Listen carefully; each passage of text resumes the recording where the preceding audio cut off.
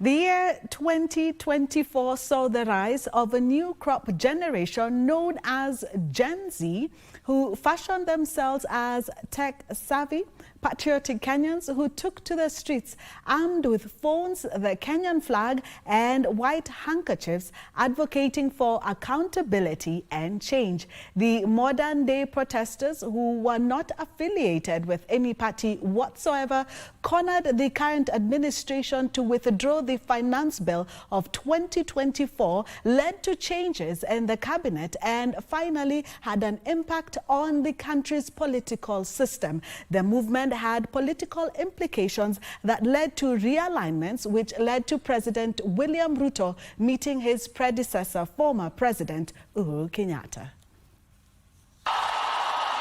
It all began in June, when the National Treasury proposed various tax increments on basic commodities, including bread, vegetable oil, sanitary towels and diapers, through the Finance Bill of 2024. That we are arguing for bread. I think Parliament should be especially cautious in a country where 30% of children under the age of 5 have shown persistent lack of food, which has led them to be stunted. We appreciate that this tax is quite steep.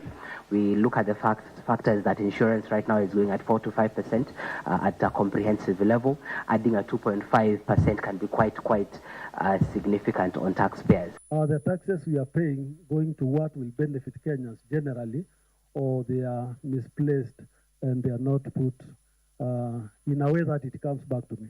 The controversial bill will spark anger initially among us Kenyans online before morphing into an anti-tax revolt. This will later see an influx of thousands of peaceful Gen Z protesters at the Nairobi city centre calling for a total rejection of the controversial bill. Armed with their smartphones, a Kenyan flag and water bottles, they braved tear gas canisters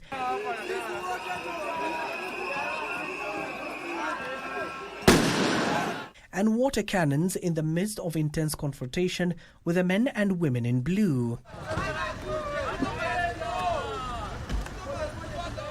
This even as lawmakers remain adamant and continue to process the bill in Parliament in a move that fired up the protesters. The invasion of Parliament was the climax of the demos. The legislators hurriedly passed the bill and began to scamper for safety as the angry protesters overpowered police, felled the perimeter wall and forcefully gained entry.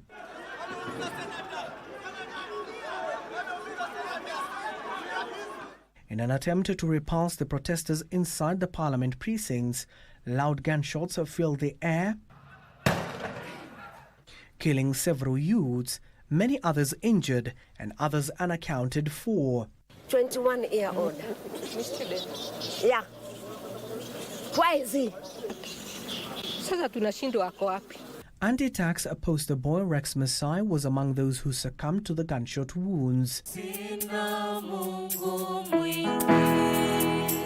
About 65 Kenyans lost their lives, and we have actually been able to share this information. In fact, the first peaceful protester who passed away was Rex Masai. We still have a country that is yet to heal, and especially looking at the women who've lost their children, and that has in itself caused a raft of challenges across.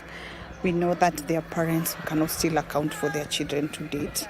President William Ruto termed the Parliament invasion as treasonous. We shall provide a full, effective and expeditious response to today's treasonous events. The heightened revolt will later force the president to decline to assent to the bill and refer it back to Parliament for formal withdrawal. I concede, and therefore I will not sign the 2024 Finance Bill.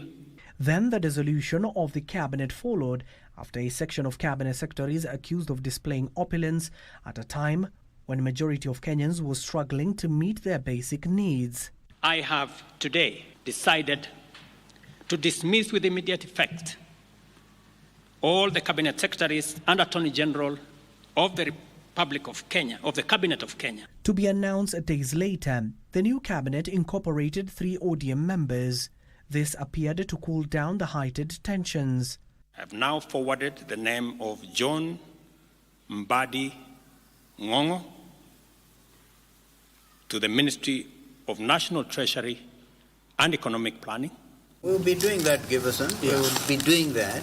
However, Azimio's affiliate Wiper Party leader Kalonzo Musyoka vowed his side won't join the government. And Constitution 2010 as the position, like for example in the National Assembly and in the Senate, you have the majority party and the minority party.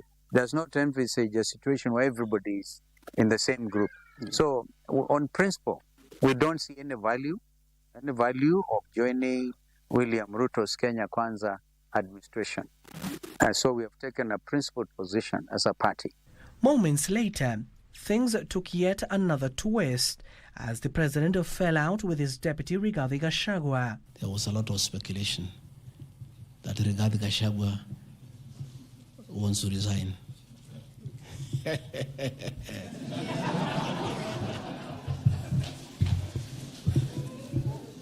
He was accused of insubordination and spewing tribal hate. He would eventually find himself facing an impeachment in Parliament. The grounds themselves constitute about 42 pages, and with the rest of the material, we have about nearly 100 pages. The motion was tabled quickly, debated, passed by the National Assembly. Rigathi Gachagua has learned his job from his boss, that public officers must be called to order when they fell short of expectation. And finally confirmed by the Senate as he lied in a bed at Karen Hospital allegedly sick. I, Kithure Kindiki. But his ouster will somehow stir a perceived political,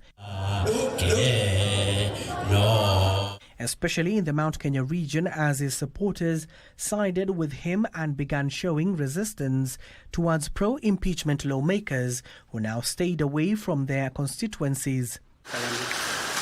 President Ruto will, in a surprising move, secretly meet his predecessor Uhuru Kenyatta at his Gatundu home, a move seemingly aimed at settling the restive Mount Kenya region. Mutahi Kagwe, when I last checked, was not even a member of Jubilee. All right? Governor Lee Kinyanjui was in Ubuntu. Kabogo is actually already Jibebe is already in Kenya Kwanza. Yes. So the only person from Jubilee, I think, was former Deputy Speaker Kembe Gitura, who was given some chairmanship. Yeah. So you cannot really say that, and I'm not here to defend Uhuru or to do whatever, but I can tell you, Uhuru's statement was clear. He told William Ruto, we need a strong opposition.